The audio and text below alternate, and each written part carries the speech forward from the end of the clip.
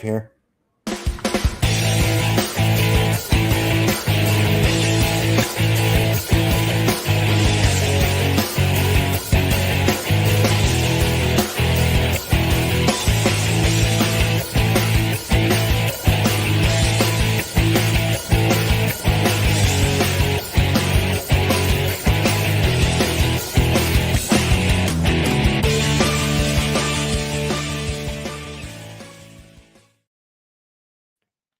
It is another week in the world of professional wrestling.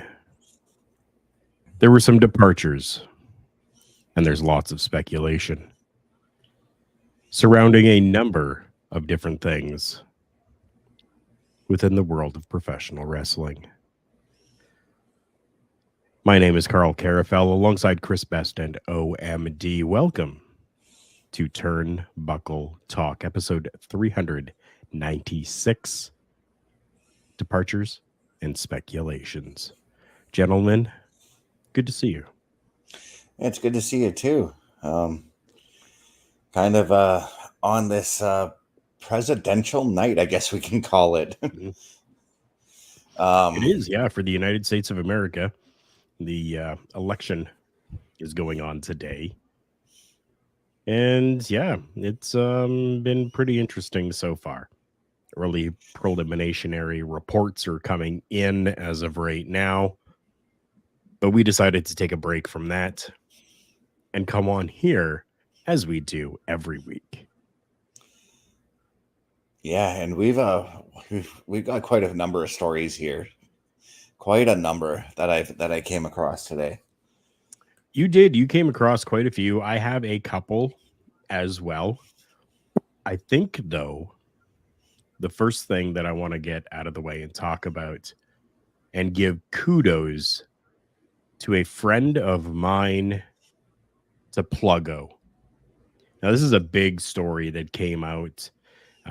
We talk about the departures, and this is one of them as well. This is a departure of Marko Stunt, a staple within AEW, All Elite Wrestling. The self-proclaimed Mr. Fun Size has decided that it is time for him to step away and retire. And I am so happy for my friend Pluggo.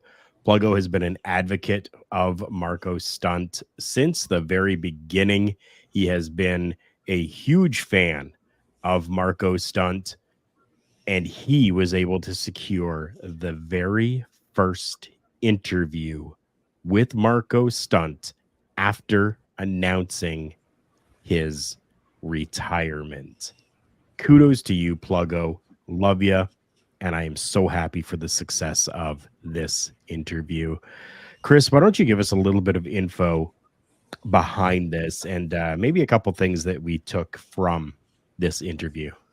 Yeah, so Pluggo actually got the why did Marko Stunt retire. And to be honest, I'm going to miss Marko as well. I was a huge fan of his. Like, the stuff he did with Jurassic Express was just some of the most fun things I've seen on AEW. Just want to say what's up to Bobby Stats in the chat there as well. But Marko Stunt has been battling lower back pain stemming from his right hip rotating inward, causing a misalignment in his tailbone and legs. And during the interview, he says the condition left his right leg weaker and shorter, risking further complications, including potential paralysis. So it makes sense for Marko to just hang it up, you know? And I don't think that he should necessarily just hang it up and stay away from the ring. Maybe take on some kind of a backstage role somewhere would be nice for him. I mean, he wouldn't be taking bumps in that case, you know? Very much so. He wouldn't be taking any bumps at all, but that itch would always be there for him to do so. And I think that's one of the reasons why he decided maybe just to step back. Being somebody who has in Marko Stunt been through Game Changer Wrestling, IWA Mid-South, and AEW, he was able to do some really great things in the world of professional wrestling, including being part of the Jurassic Express faction that there was. So amazing for him. But I do know that he has a family at home. He has a young daughter at home as well. So for him to take this time to be with his family, have more time, and be there for his daughter is very, very commendable. And yeah, like it sucks, but sometimes that's what has to happen. Yeah. I was never a huge Marko Stunt fan, and I don't know if it was his size that bugged me and thinking he should be, doing little people wrestling or maybe in a cruiserweight division somewhere. Okay. But I just never really saw the appeal. But I mean, again, congratulations to him on his career and his successes. Mm-hmm. And as you touched on, the fact that he's stepping away for quality of life. Yeah. As opposed to becoming the next Mick Foley. Yeah. True. Yeah. I mean, I always looked at Marko Stunt as this generation's Spike Dudley, and because if you watch Spike in his days in ECW, very much mirrors what Marko Stunt has done throughout his career. Oh yeah, and I never really thought about that, but that's so true. Yeah, very true. Yeah, I had never thought of it that way. So, I mean, again, congratulations, Marko. I mean, all the best to you. And I do hope that, whether you have to get surgery or not, that, quick recovery. And I hope that you can actually be back on your feet, not have to experience paralysis, and be able to do all the things that a dad does. Yeah. And to go back to like what Carl was saying earlier about how that itch will always be there. Trust the three of us. Every time we see a ring or stand near a ring, that itch is there. That itch is there to get in and run the ropes, take a bump or two, Yep. So I see where you're coming from, Carl, as far as Marko completely stepping away from the business, Yeah, and I think like OMD was saying, for quality of life, I think that it definitely is what needs to be done. Now, I do know that Marko Stunt actually tried to take just a little bit of a step back to heal and make everything that he could for himself in the business. And he was he had like a 2-year layoff. Might have been a little less than 2 years, but he took that time to just kind of rest up his body. But then you're returning to the ring. You still kind of left him in a lot of significant pain. And at that point, the decision was made that maybe the advice of the doctors is correct, and that he does need to step away completely as of right now.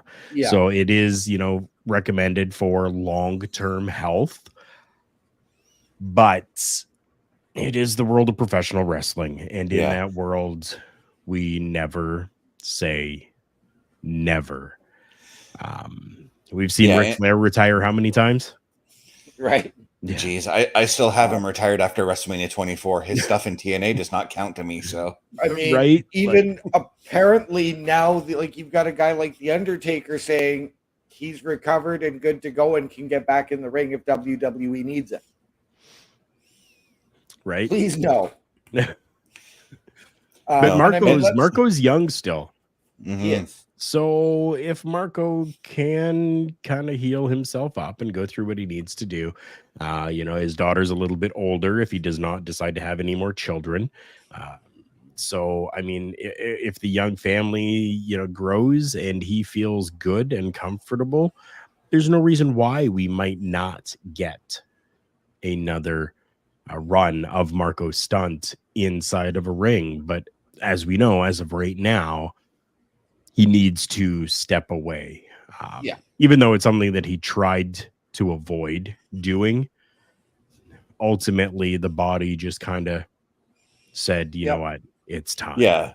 And to pull the exact quote that Marko Stunt said here, he said, "It's something I've been trying to avoid for a while, but the doctor's recommendation was for my long-term health to step away." Yeah. I Which mean, sucks. Again, the three of us, our bodies gave out on us. I mean, whether it was CTE, whether it's age, whether it's, the physicality. I mean, even though we were, we didn't go out on a ton of time on the road and we weren't doing, a bunch of indie dates throughout the year, we would be hurting for a week after we did a local show. Yeah. I mean, that's the whole reason I got out, is the same reason Marko Stunt did. My lower back is just all sorts of screwed, Yep. And you are that 6-foot guy, though. Yeah. Right? So. Yep. Yeah. Yeah. Let's talk about indie dates just for another moment here. It's been put out there already. And I just want to, again, we're giving a lot of congratulations on this show tonight. And I want to give a congratulations to a local independent star. Oh, yes. Yes, I am calling him a star. I want to give huge props and kudos to one Vinny Da Vinci. Vinny Da Vinci is an amazing professional wrestler on the independent circuit here in our area, who went and performed with Lutte Académie, or the Wrestling Academy, ran by Jacques Rougeau. He unfortunately was knocked out the first round, but impressed so much that the finals coming up, the opening match in a non-tournament match, is going to include the Steel City Saint, Vinny Da Vinci. How freaking cool is it for us to be able to see a friend of ours, somebody that we don't talk every day, but we talk often enough and about life and business. What an amazing way to start the festivities for the finals of the Wrestling Academy on the 16th of November. We're going to have, it looks like, Charlie Hubley versus Vinny Da Vinci. I mean, talk about one of the hardest working wrestlers in Northern Ontario. A man who, I mean, OMD and I were talking about him, I believe, on one of the SmackDown Security Details, and we're like, just think of how great he would be if the WWE came calling on him. Just right. And I know I'm thinking like in that 1% there, because like, let's face it, not a lot of people make it to the WWE in wrestling, or AEW or TNA for that matter. Right. But Vinny would be just he would fit in with at least the NXT crowd. I guarantee that. Yeah. I mean, we are talking about a guy who has gone to TNA Gut Check. Yes, he has. Yes. And he does the CWE as well as a number of other indie dates, not just in Northern Ontario, but throughout Canada. Mm-hmm. Right. So we get the honor to call him our friend. And we get to watch him in this craft that we all love. So, yeah, kudos to you, Vinny. Keep it up. Fantastic wrestler. Better human being.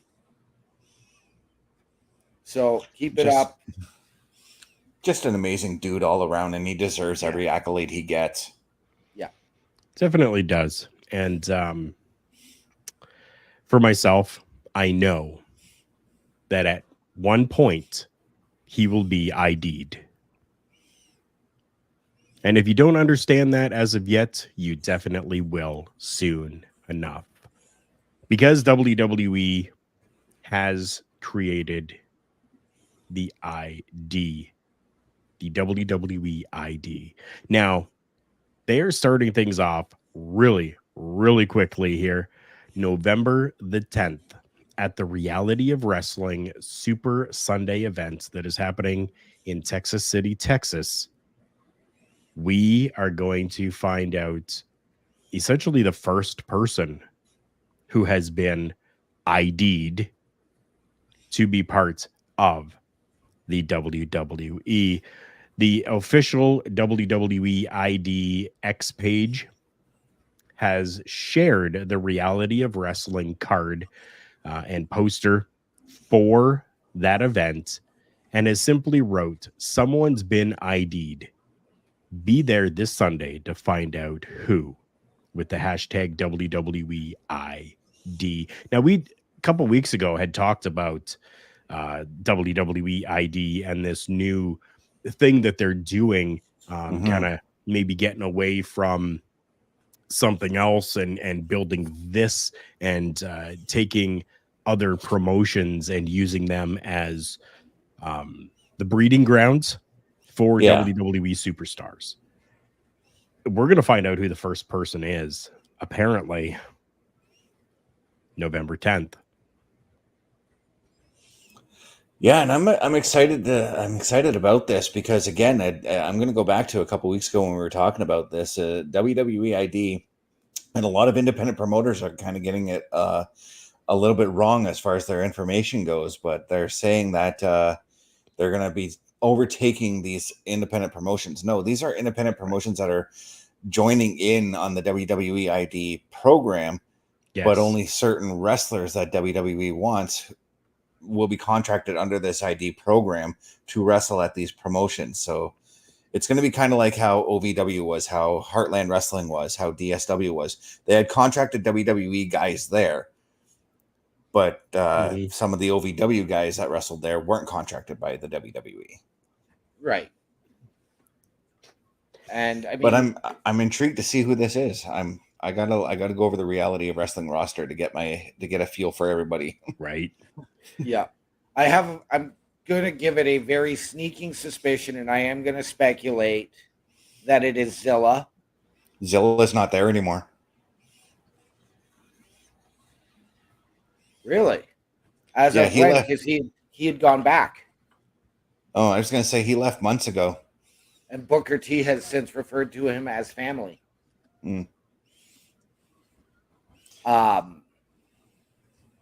But yes, and I mean, we said, it's nice that they're looking at doing this with these other companies and these, I guess, training grounds, not just using the next in line program with college athletes and cheerleaders. So we can only wait and see. But my speculation is that it will be Zilla. Okay. Bobby Batito, who is a staple here for us and an amazing person who supports us week in and week out, has his own ideas as well. Promise Braxton or Gigi Ray. And both of them, yes, are part of Reality of Wrestling right now. Still on the roster is each one of them. Yeah. And the interesting part of this whole thing is all the promotions that that have signed on are all run by people who are in some way currently employed by the WWE still. Right? Right. Yes. Like we have Seth Rollins' promotion, Cody Rhodes with the Nightmare Factory, Rikishi's promotion, and that's where the employed in some way comes in because Rikishi has the Legends contract with WWE. Right. Yeah. Yeah. And we need to remember that, like for Reality of Wrestling, at least, it's not like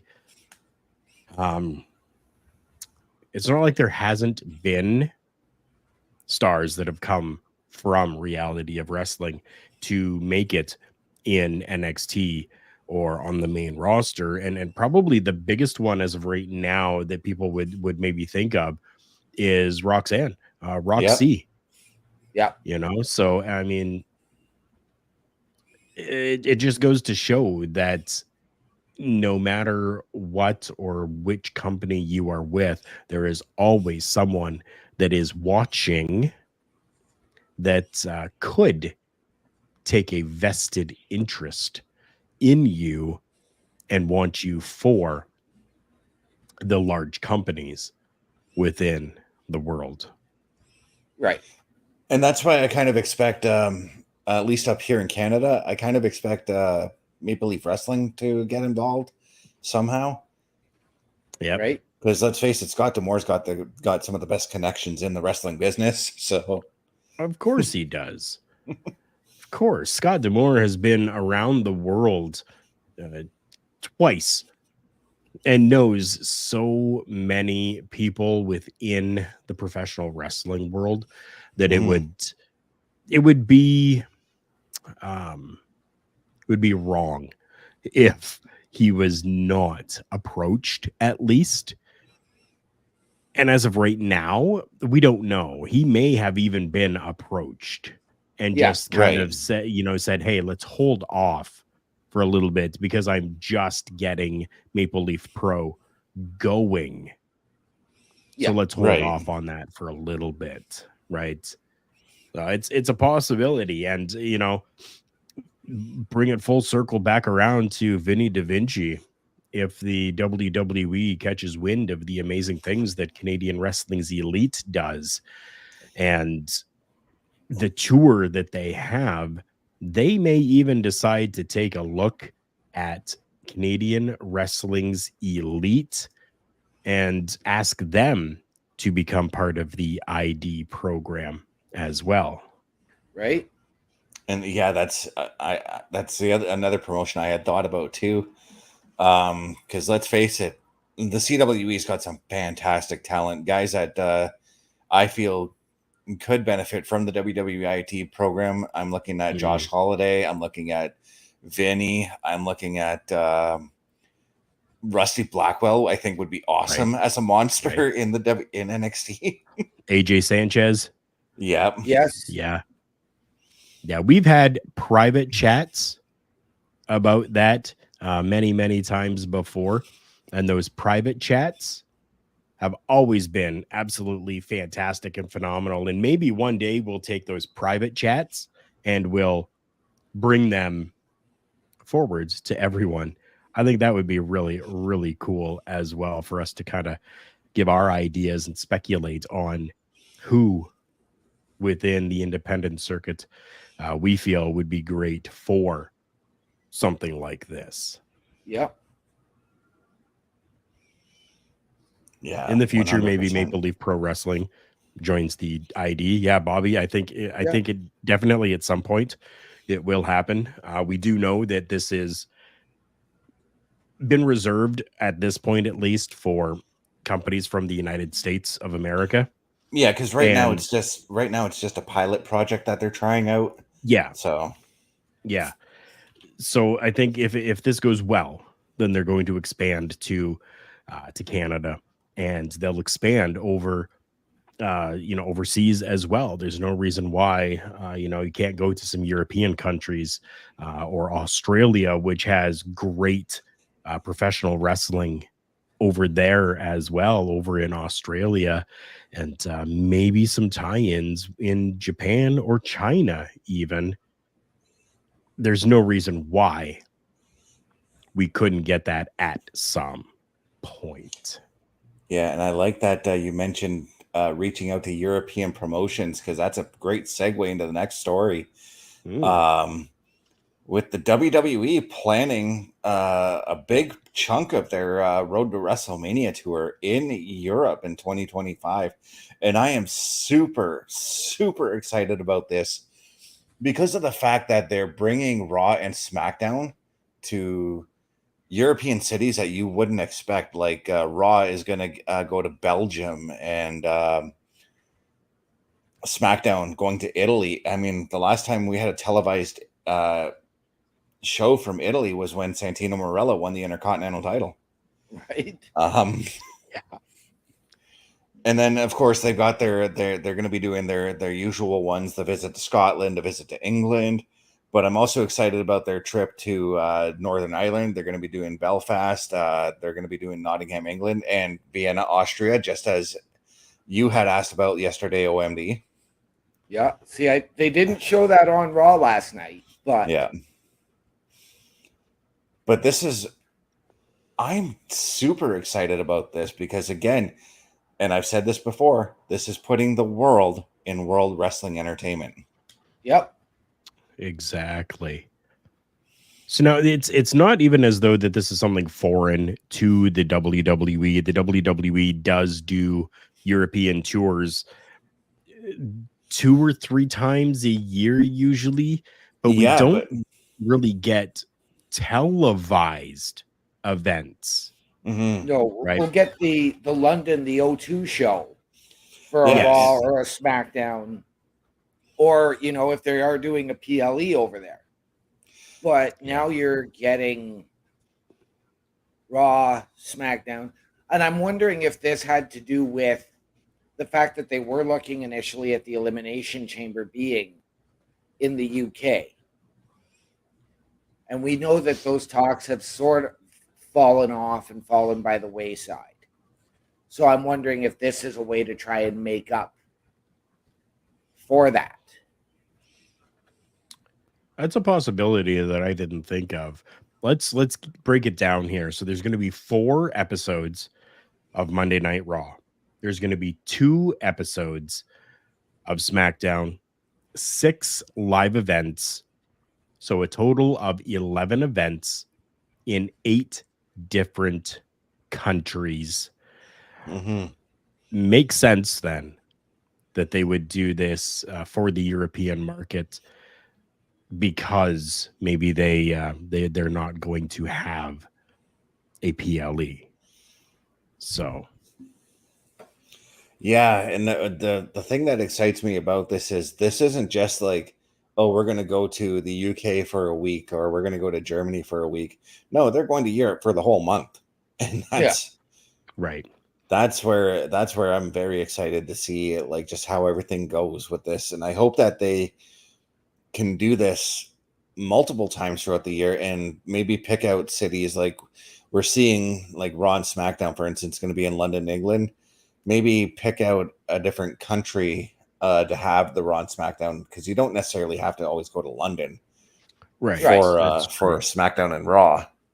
Right. And that's why I'm excited about the SmackDown in Italy. I'm excited about the Raw in Belgium. Because again, it's different venues. That's the way I look at it. Yeah. Yes. So now I do want to correct my girl math, apparently. It's only going to be 3 Raws, not 4, as I originally had stated. 11 events. So you've got the 6 live, 3 Raw, 2 SmackDown. Although I really wish I could be in the crowd for the Vienna, Austria house show. Oh, right. Because Gunther has to be on that show, being that he's from Vienna. So yep. That would be fantastic. It would be a rush for sure. Definitely would be. Yeah. But I'm just, again, and it's, they usually do these European tours after WrestleMania. So that's the other intriguing part too, Right. And this one's happening just before. Yeah. It's literally, they're going to get off the plane from, I'm going to assume the Netherlands I'm looking at as their last date here. They're going to be getting off the plane and then going and doing WrestleMania right away. Wow. Yes. Yeah, definitely. So this, this really changes the entire like road to WrestleMania.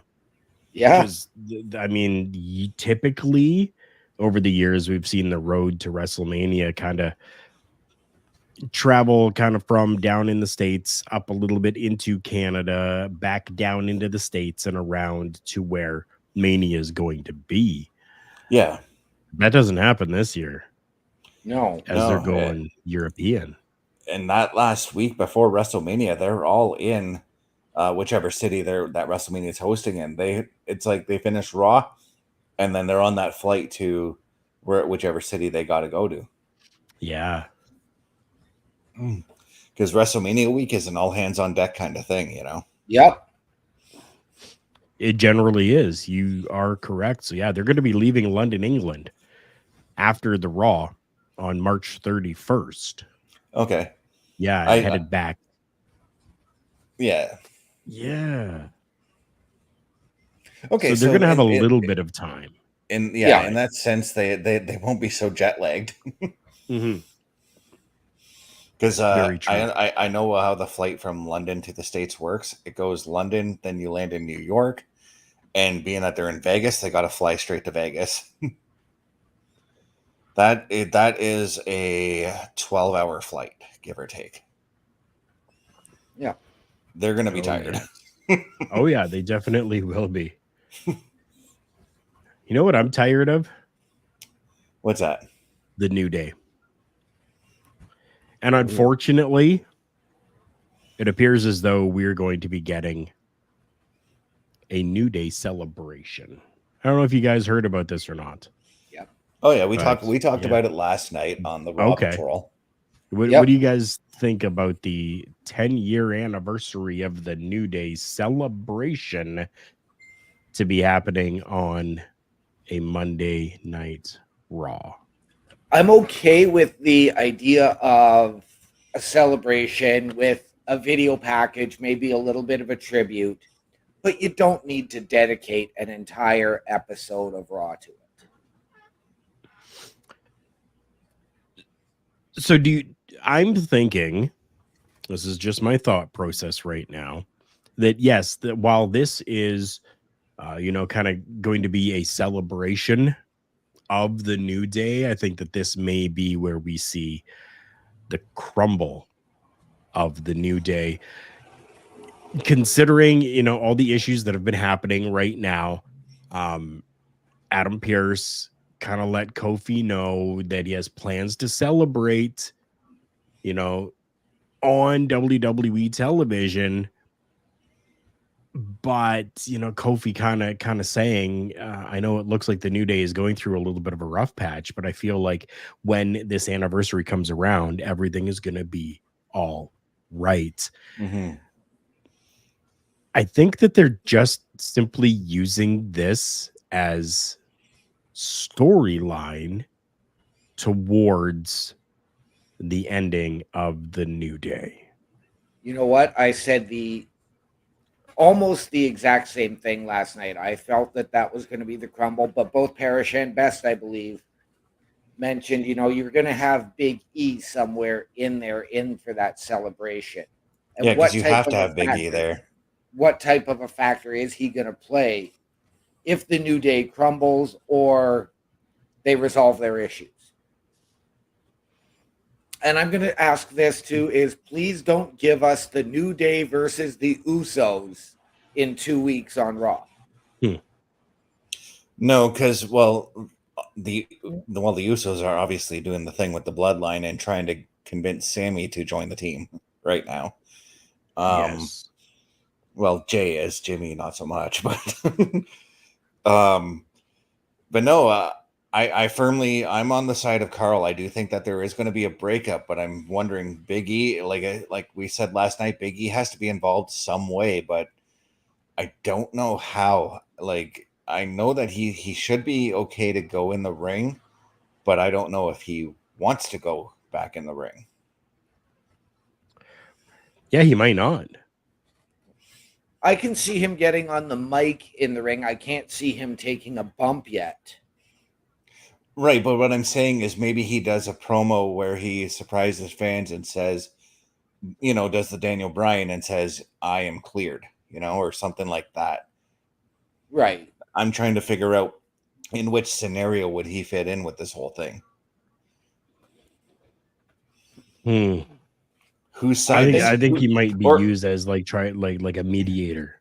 Yeah. Try Yeah. to be a mediator type of Or- thing, right? I'm going to go with, or in the words of Bobby Heenan, whose side is he on?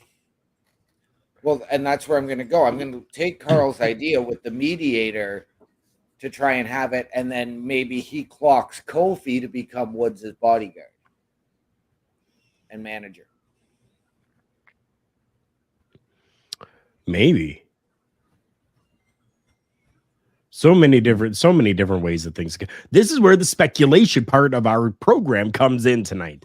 Because there's so many different ways that we could go about this and have things come to fruition. And I mean, legitimately, last night I asked for a squash match between the New Day and the War Raiders on Raw.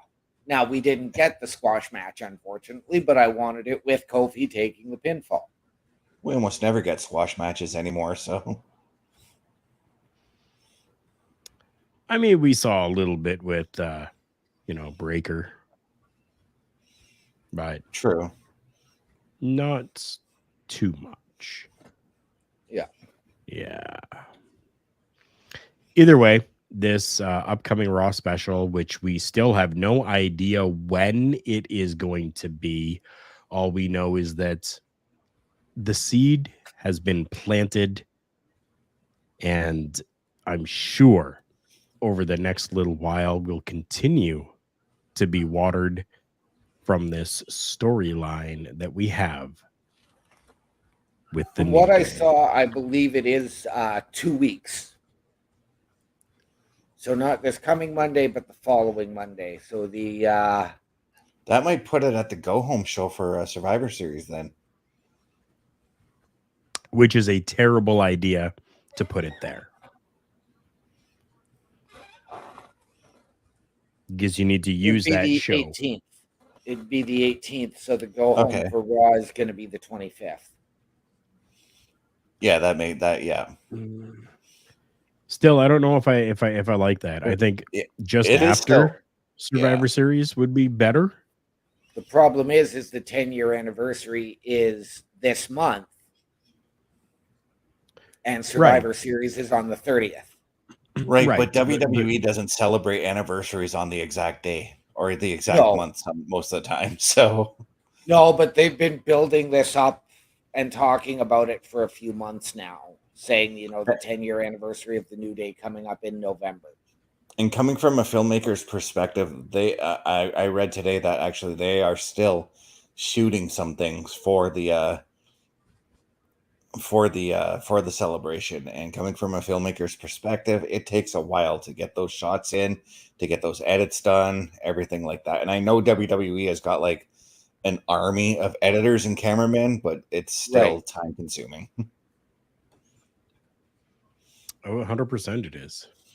100% it is. $1 million.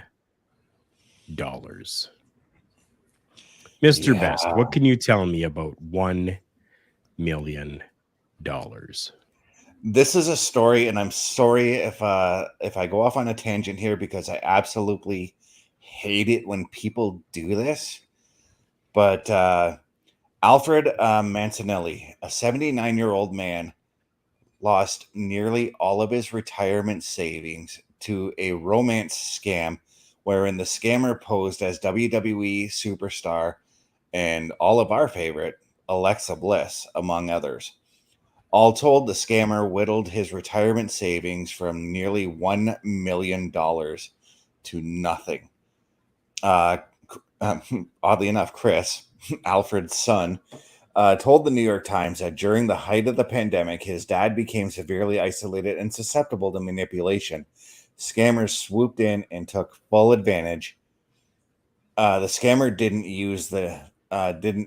just use the name and image of WWE wrestler Alexa Bliss. They strung Alfred along in an online relationship for years. For all Alfred knew, he was talking to the actual Alexa Bliss, who had for some reason reached out to him specifically to spill her guts in long conversations in which she opened up about her hardships, medical emergencies, and mistreatment by former CEO Vince McMahon. When Alexa asked for money, Alfred would willingly give it to her. Chris tried his best to intervene when his dad's account shrank to the $100,000 range. Chris moved the money to a safer account. Sadly, his dad responded with a lawsuit to regain access to his money. Once he did, Alfred again willingly gave his money to Alexa until it was all gone. Romance scammers often target wealthy elderly folks in mental decline since they have trouble with logistical reasoning and separating fact from fiction. Many are lonely and in desperate need of security and companionship, and scammers provide it to them under the guise of a loving long-distance relationship that's actually a thinly veiled ruse to take them for everything they've got. And to me, Carl, I know you don't allow this, so I'm just going to censor it, but F you to the scammers. I hate elderly abuse. I absolutely hate it. I've seen it personally. These people deserve to rot in hell. Bottom line. And, I mean, we're all smart enough at our ages to not fall into this trap. Right. It's the same thing as when we get these clickbaits in our social media saying thousands of women in your area dying to meet you. So you can pay for online chat. No, they're not in my area to meet me. They're in Africa somewhere, pretending to be wherever we are. And I mean, again, we know that Alexa has warned against this previously in the past. She's even stated, I only have such and such social media. I don't have this. So why are you?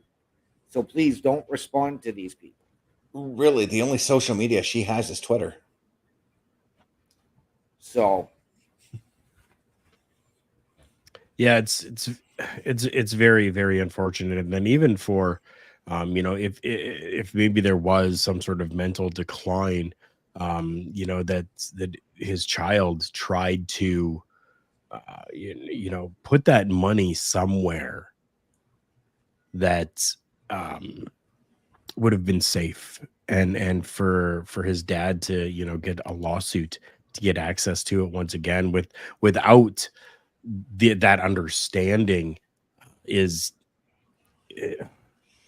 terrible. It sucks. yes, It sucks. Yeah. The obviously the son realized and knew and saw what was going on, but it could also be that Alfred didn't willingly open up to what was going on and where that money was going either.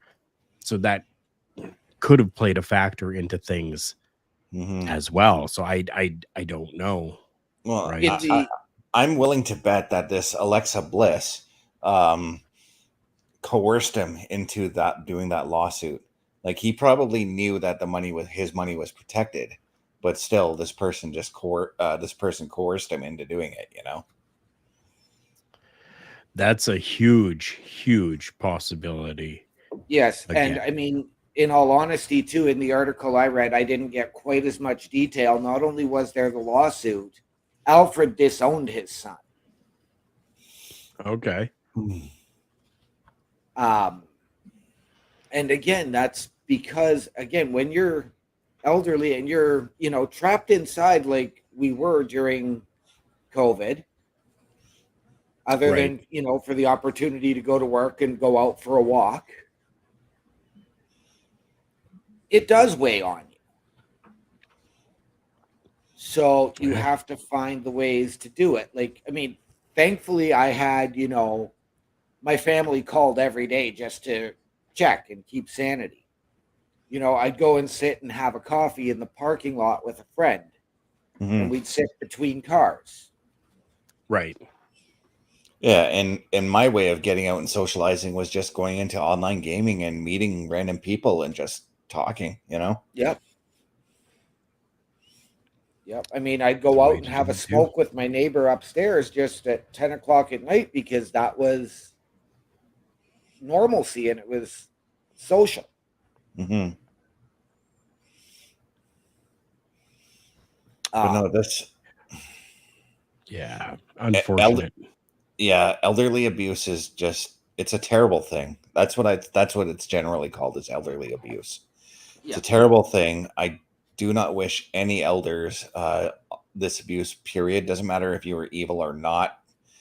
It's horrible. And again, these scammers, they deserve to rot in hell. Yep.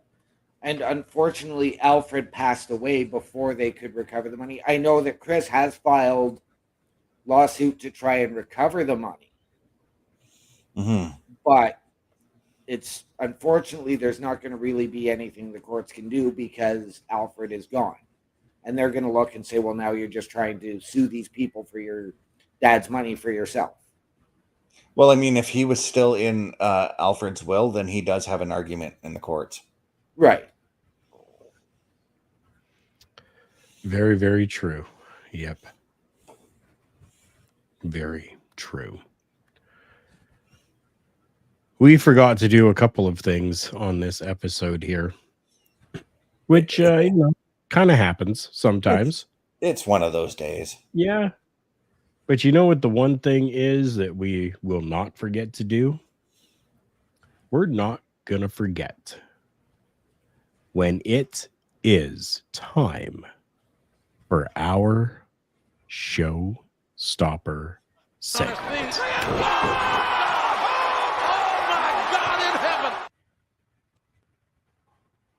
Oh my God in heaven is right. Big news, although kind of small at the same time, but always a time where we kind of go, and it makes us think. Yeah. And we're talking about the departures, and I'm using that term, departures, because 2 of them were releases, 1 was not. And we're talking about the releases of Indi Hartwell and Tegan Knox, and the departure, we're going to say, for Baron Corbin. Came out on Friday that Tegan Knox and Indi Hartwell were released from their contracts, but they told Baron Corbin that his contract was coming up and they are not looking to renew. So this leaves Baron Corbin. Baron Corbin actually can compete right away once his contract is up. However, Tegan and Indi have to wait the 90 days still. Yes, correct.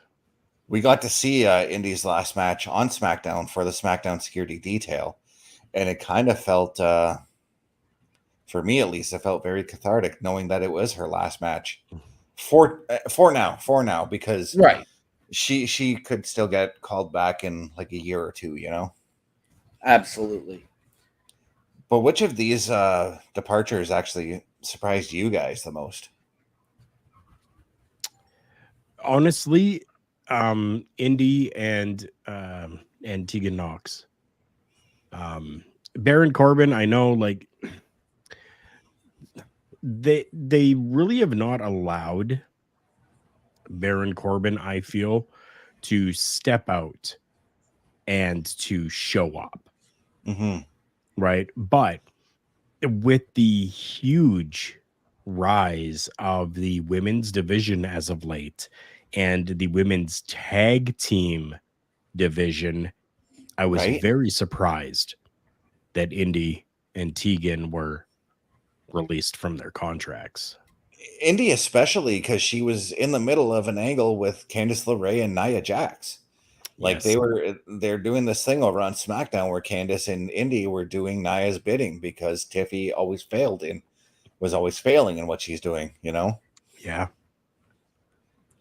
And I kind of expected at some point to see Indi and Candice go after Bianca and Jade for the women's tag belts. Now we may not get that. See, I didn't ever really see Indi and Candice going after the tag titles, but for me, Indi Hartwell is the shock release. Baron Corbin, again, while not doing much, was able to build his momentum. He went back to NXT, reinvented himself, and was starting to really come into his own. And then, for the first time in a decade, you turned him babyface, and the reaction he was getting to then, again, just stifle him. Now, I'm going to say this. I'm fully expecting to see Baron Corbin show up and challenge Nick Nemeth for the TNA Heavyweight Championship. Yeah, this is the one thing I would like to see Baron Corbin, actually all three of them do. I want to see them go around and basically what guys like Drew McIntyre, Matt Cardona, and all of them have done. Cody Rhodes too. Go around, go to all these other promotions, build yourself up so that when WWE calls you again, you're a more bigger star than you were when you left the WWE. Right. Tegan's release actually didn't really surprise me because of how long she's actually been off the roster, and I know she's been injured. And from what I understood, she was working to trying to get back into the ring before the release happened. Of course. Yeah, they all are. And I'm honestly surprised. Now, I'm surprised that there weren't more, but maybe that's going to be sort of this new philosophy is let's play things out. Because I could very easily see Apollo Crews being one of the next guys on the chopping block. Well, that's just it too. They actually said there. A lot of reports are saying there's expected to be more releases coming. Another one, as much as I hate to say it because I don't want to see it, would be Dakota Kai. Again, unfortunately. I don't think it's going to happen, but at the same time, I'd love to see. I would have loved to see them put Dakota Kai and Tegan Nox back together as Team Kick. Mm-hmm. Or you now bring Dakota Kai back, turn on Damage Control, and you can have her and Raquel with Judgment Day go after the women's tag belts. Now I'm going to pose this question to you. Where do you, OMD, I know you mentioned Baron Corbin going to TNA, but what about the others? Where would you think that these three could be a fit elsewhere? I'm going to start with you, Carl, on that one.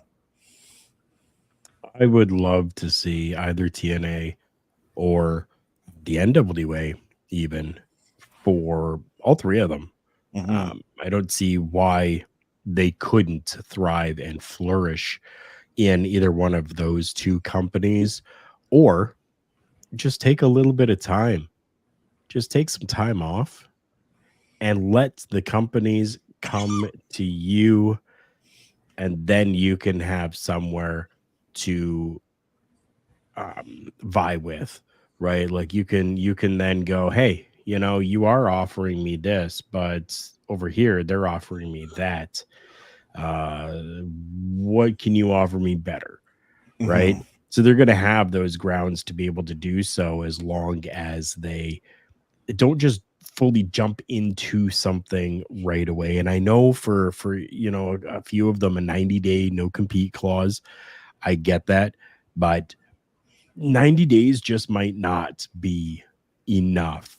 Allow themselves to take the time to refresh, recoup, and do what they need to do. Bobby Petito, I agree as well. Mm-hmm. MLW could get some of these names and do great with them. We know that MLW right now is not part of the WWE ID program. So this brings about a whole new question now. Could any of these three names, Baron Corbin, Indi Hartwell, or Tegan Nox, now go and become part of Reality of Wrestling, let's say?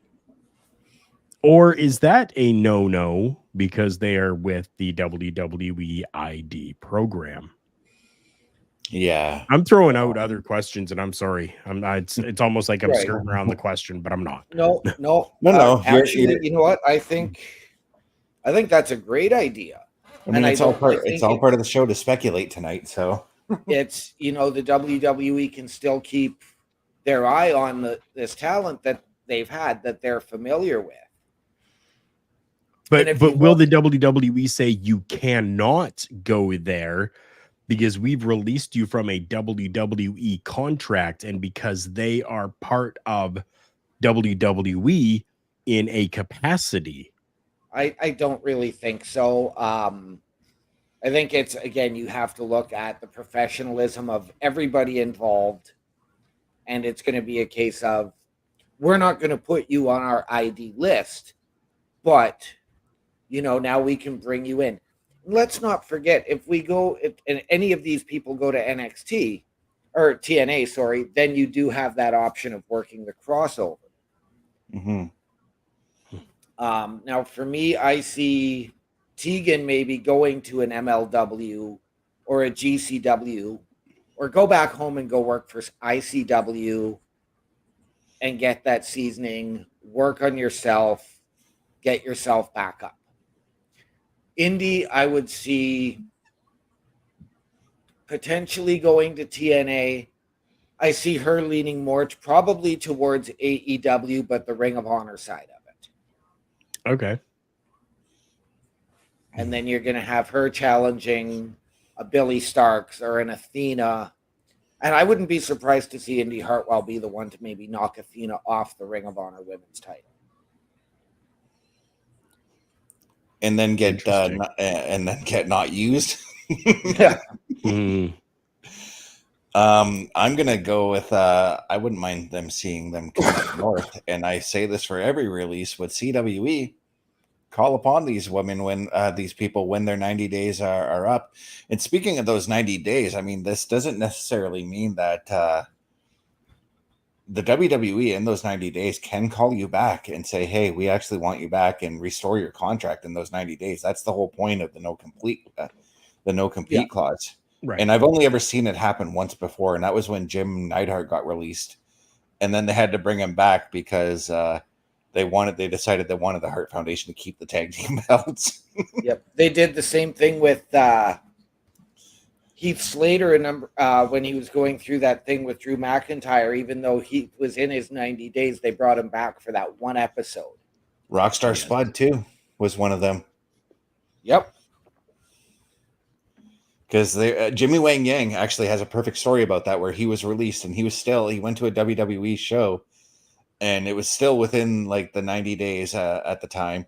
And him and Sean went into the ring cause Sean wanted to practice some spots. And Vince, I guess, was watching. He was like, holy hell, pal, you did great out there. Do you have a contract with us? And Jimmy Wang Yang was like, no, you let me go like 2 weeks ago. And then Vince was like, well, hell, pal, here's a contract, Now, yeah, this is something that we don't often see. Like, we hear a lot about wrestlers asking for their releases or getting released. Mm-hmm. And it's one of those things that I would like to see. We see it more so in pro basketball and pro baseball, is that opt-out clause in a contract. Don't just say I'm asking for my release. Just say, I'd like to opt out of my contract if I'm not being used. If you've got nothing for me, let me go. And that's what Caval managed to do. Low Key actually did that one year. He actually went to creative after he won NXT. What was it, like season 2? I think he won. Right.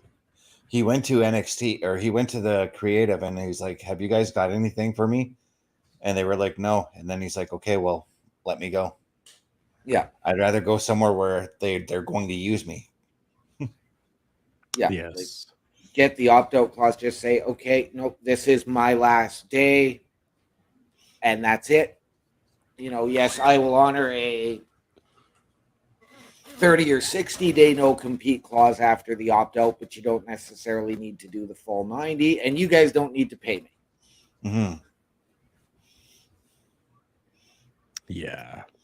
But in the end, I do wish these three, I do want to see more of them in other promotions. I do wish them all the best of luck in their future endeavors, as WWE used to once put it.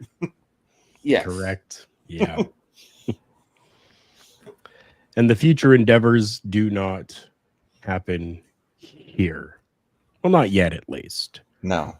You may see some changes coming about and happening with the Turnbuckle Studios Network and the Turnbuckle Affiliation Program as we are trying to reconfigure things to grow and become bigger than we can be for the year of 2025. So I just want to kind of put that out there for everybody right now. There may be some changes that come about. But as for right now, here's where you can find us throughout the week. Turnbuckle Studios and the Turnbuckle Affiliation Program bring you the week of streams. All times are in Eastern Time. Monday nights you get the Locker Room Breakdown at 7 p.m., followed by the Raw Patrol at 8 p.m. Tuesday brings you the flagship show, Turnbuckle Talk, at 8:05 p.m. Wednesday we play games with the PlayStation Showcase at 8 p.m. Thursday we get a variety stream with the Boar's Nest at 8 p.m. Friday we game again with Unleashed, the Jessica Wilde story at 7 p.m. Following the game, join us for the SmackDown Security Detail at 8 p.m. The weekend brings you Saturday Night Gaming at 8 p.m. On Sunday be sure to catch the Chris Parrish podcast at 12:15 p.m. Be part of the shows and join the chat every day. And as these changes come about with the Turnbuckle Studios Network and the Turnbuckle Affiliation Program, we will be sure to keep all of you informed of that on our social media platforms. For Chris Best, for OMD and myself, Carl Carafel, we want to say thank you for joining us here tonight. Each and every one of us has a link tree now, which allows us to bring to you where you can find us. So Chris Best, I'll let you go first. Okay, so you can find me at my link tree, lanktr.ee/Chris_best83. And Carl, I find it interesting that you mentioned changes within the Turnbuckle Affiliation Program, because tomorrow for the PlayStation Showcase, we are actually going to be running a pilot project for a potential series in which I'm going to be playing a game I have never, ever played. I don't know anything about this game other than the base storyline, where we're going to be playing Wolfenstein: The New Order tomorrow. Ooh. I'm looking at doing a series of me playing games that I've never played before and my thoughts on those games. Very, very interesting. My link tree can be found with /Carl Carafel, just my name, KarlKarufel. And if you don't know, we have our own shop as well. Again, it's my name, Carl Carafel, but add on .redbubble.com.